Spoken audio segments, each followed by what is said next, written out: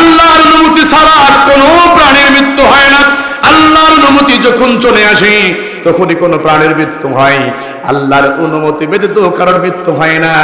তেমন দৃষ্টান্ত উদাহরণ বিশ্বনবীর সাহাবী হযরত বিলাল রাদিয়াল্লাহু তাআলা আনহু। এই বিলাল রাদিয়াল্লাহু তাআলা আনহু ইসলাম যখন গ্রহণ করলেন, কবুল করলেন, উনি একজন মুনিবের বাড়িতে কাজ করেন। সেই মুনিব ইসলাম বিদ্বেষী একজন শক্তি, ইসলামটা পছন্দ করেন না।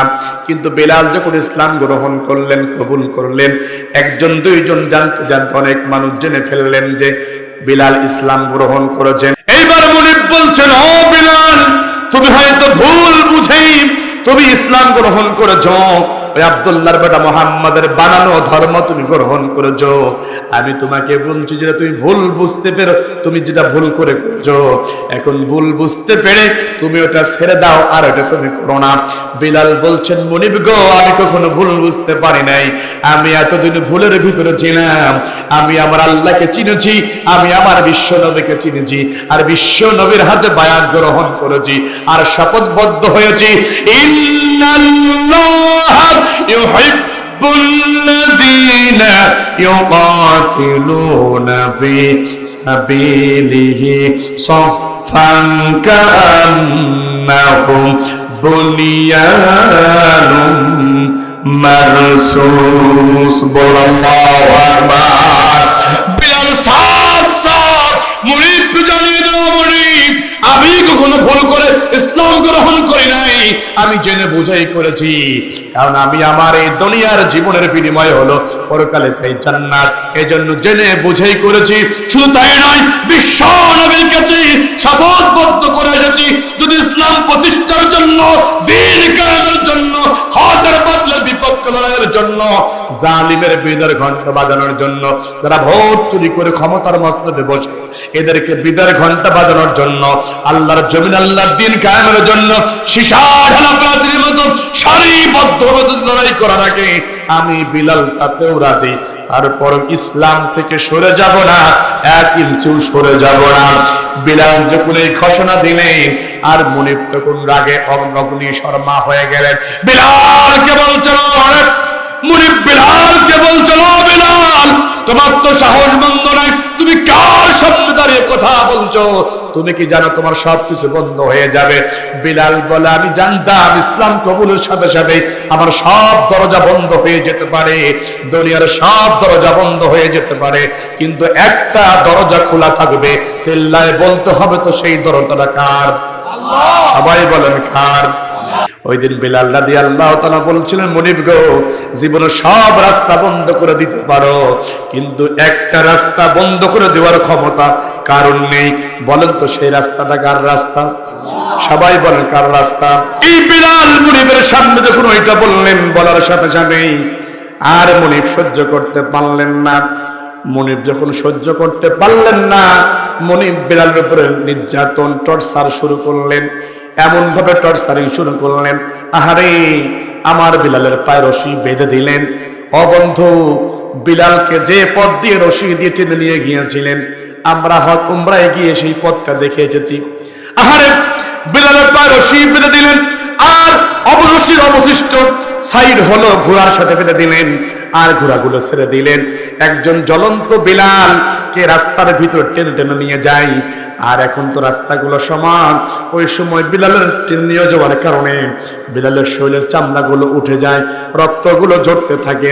এইবার মুনিব বিলালকে বুঝিয়ে বলল, বিলাল, এখনো সময় আছে, এখনো সময় আছে, শুধুমাত্র গায়ের চামড়াগুলো উঠেছে, রক্তগুলো ঝরছে, সময় আছে, তুমি বিশ্ব ওই যে আব্দুল্লাহর বেটা মুহাম্মদ দিনটা ছেড়ে দাও, তা না হলে দেখছো রক্ত ঝরছে, তোমার জীবনটা কিন্তু শেষ হয়ে যাবে। বিলাল মুস্কি হাসি দিয়ে বলে, মুনিব রে, শরীরের রক্ত ঝরছে, এটা দিয়ে কোনো কিছু করতে পারো নাই। যদি বিশ্ব নবীর জন্য, ইসলামের জন্য, যদি স্বৈরা শাসকের বিদায়ের জন্য আমার বিলালের যদি জীবন দেওয়া লাগে, ফাঁসির কাস্টে ঝুলো লাগে, আমি বিলাল তাতেও রাজি, কিন্তু তোমার মুনিবের কথা শুনতে রাজি না। বলেন সুবহানাল্লাহ। বন্ধুরা আমার, এই বিলাল কোন মতই যখন শুনলেন না, আবার বিলালকে ধরে যখন উত্তপ্ত মরুভূমির উপরে শুয়ে দিলেন। মুহাদ্দিসগণরা ব্যাখ্যা করেছেন যে বালির উপরে বিলালকে শুয়ে দিয়েছেন। আহারে, ওই বালি এমন গরম ছিল, এমন উত্তপ্ত ছিল, যদি কোনো গোশ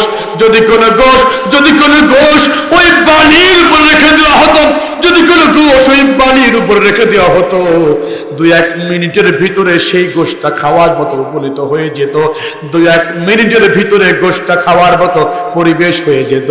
ওই উত্তপ্ত বালির উপরে বিলালকে শুইয়ে দিয়েছে। কোনো সময় চিৎ করে, কোনো সময় উপর করে, কোনো সময় কাত করে শুয়ে দিয়ে বড় বড় পাথর চাপিয়ে দিয়েছে। বিলাল উহা করতে পারে নাই, একাত সেকাত হতে পারে নাই, সরতে পারে নাই। ও বন্ধু, বিলাল যখন এরকম দিয়ে রেখেছেন, মনিব দূর থেকে খেয়াল করলেন বিলালের চোখ দিয়ে পানি গড়ে আর মুখ দিয়ে মুস্কি হাসি বেরোয়। বলেন সুবহানাল্লাহ।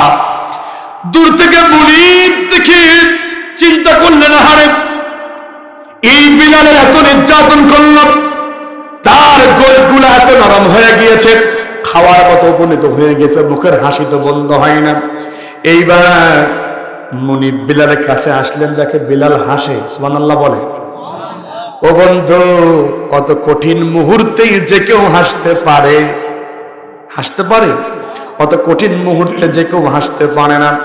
এইবার মুনিব বলে, বিলাল রে, হয়তো তোর এখনো নির্যাতন শেষ হয় নাই, এইবারে গায়ের গোশগুলা নরম হয়ে গিয়েছে।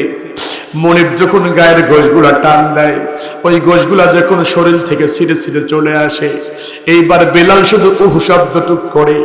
এইবার মনিব লক্ষ্য করলেন গোশগুলা ছেড়ে চোখের পানি ঝরছে, অথচ বিলালের মুখের মুস্কি হাসি বন্ধ হয় না। মনিব প্রশ্ন করলো, বিলাল রে, তোর উপর এত জুলুম করলাম, এত অত্যাচার করলাম, তোর গায়ের গোশগুলো টেনে টেনে ছিঁড়লাম, তারপর তোর মুখের হাসি কেন বন্ধ হয় না? বিলাল তখন সাফ সাফ জবাব দেয়, মুনিব রে, কারণ যারা আল্লাহর প্রতি ঈমান আনে, যাদের ভিতরে জিহাদের তামান্না আছে, তাদের মুখের হাসি বন্ধ করা যায় না। কারণ জুলুমের স্টিম রুলার যত বাড়তে থাকে, আল্লাহর জান্নাতের শুকরান মুমিন বান্দার কাছে তত দ্রুত আসতে থাকে। কথা বলেন ঠিক কিনা?